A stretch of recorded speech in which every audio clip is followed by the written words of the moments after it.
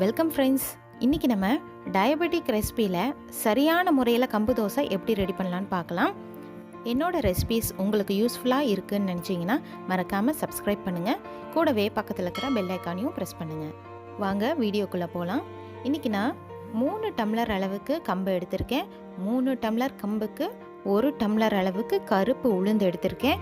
1 teaspoon வெந்தயம். கருப்பு உளுந்தையும் வெந்தயத்தையும் ஒன்றா ஊற வச்சுக்கலாம். ஊற வைக்கிறதுக்கு முன்னாடியே நம்ம அலசிட்டு அதுக்கப்புறம் நல்ல தண்ணியில் ஊற வச்சிங்கன்னா அந்த கருப்பு உளுந்தில் இருக்கிற சத்துக்கள் குறையாமல் நமக்கு அப்படியே கிடைக்கும். இந்த தண்ணி நம்ம அரைக்கும் போது யூஸ் பண்ணிக்கலாம். கம்பு, ராகி இதெல்லாம் வச்சு நம்ம தோசைக்கு ரெடி பண்ணும்போது கருப்பு உளுந்தை யூஸ் பண்ணி அந்த கருப்பு உளுந்தோட பொட்டை எடுக்காமல் நம்ம அப்படியே யூஸ் பண்ணிக்கணும். இதை நம்ம மினிமம் 4 hours ஆகுது ஊற வைக்கணும். இல்லைனா ஓவர் நைட் கூட ஊற வச்சுக்கலாம்.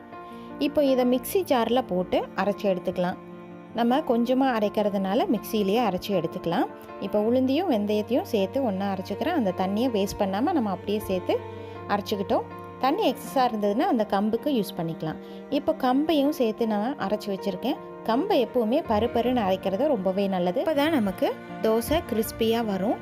இப்போது இதுக்கு தேவையான அளவுக்கு உப்பு சேர்த்து நம்ம நல்லா கலந்து விட்டுக்கிறோம். கலந்து விட்டுட்டு இதை ஓவர் நைட் புளிக்க வச்சுக்கலாம். மினிமம் ஒரு 6 to 8 hours வரைக்கும் புளிக்க வச்சா நல்லா புளிச்சு வந்துடும். இதை இன்ஸ்டண்ட்டாக தோசையாகவும் ஊற்றிக்கலாம்.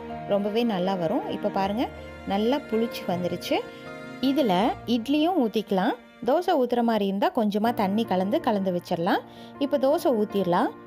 கல் காஞ்சிருச்சு. ஒரு கரண்டி மாவு எடுத்து நம்ம நல்லா சுற்றி விடுறோம். இப்போ பாருங்கள், நார்மலாக அரிசி மாவு தோசை மாதிரியே வருது பாருங்கள். இதில் கொஞ்சம் கூட நம்ம அரிசி சேர்க்கவே இல்லை.